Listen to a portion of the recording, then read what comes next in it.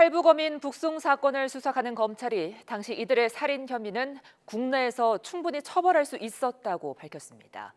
또 귀순 의사와 실제 귀순하려던 목적은 구분해서 봐야 한다고도 강조했는데요. 사실상 북송 결정에 위법했다는 결론에 무게를 두고 있는 것으로 해석됩니다. 나혜인 기자입니다. 문재인 정부 대북 사건을 수사하는 검찰은 2019년 탈북 어민들의 살인 혐의는 우리나라에서 충분히 처벌할 수 있었다고 주장했습니다. 이미 탈북민들이 해외에서 저지른 범죄를 처벌한 전례도 많고 우리 수사 역량을 고려하면 충분히 유죄 선고를 받을 수 있었다고 했습니다.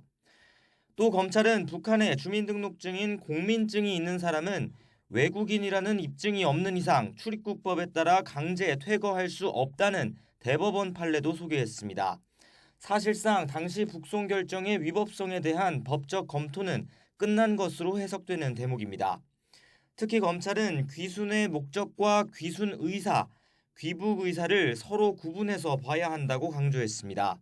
목적이 불순했다고 해서 귀순 의사를 거부하고 돌려보내도 되는지, 진정성이 없다고 북으로 돌아갈 뜻이 있었다고 봐도 되는지 법적 의구심을 가진 것으로 풀이됩니다.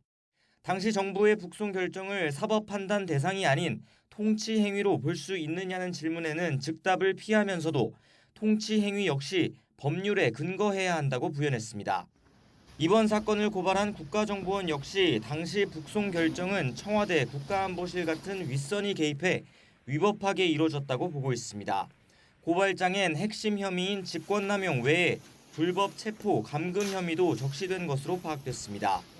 검찰 관계자는 서해 공무원 피살 사건을 포함해 국정원과 군, 해경, 통일부 등 정부 부처 관계자들을 폭넓게 조사하고 있고 관련 자료도 다양한 방법으로 확보하고 있다고 설명했습니다. 또 박지원 전 국정원장 말고도 핵심 인사에 대한 추가 출국 금지 조치를 했다고 덧붙였습니다. YTN 나인입니다.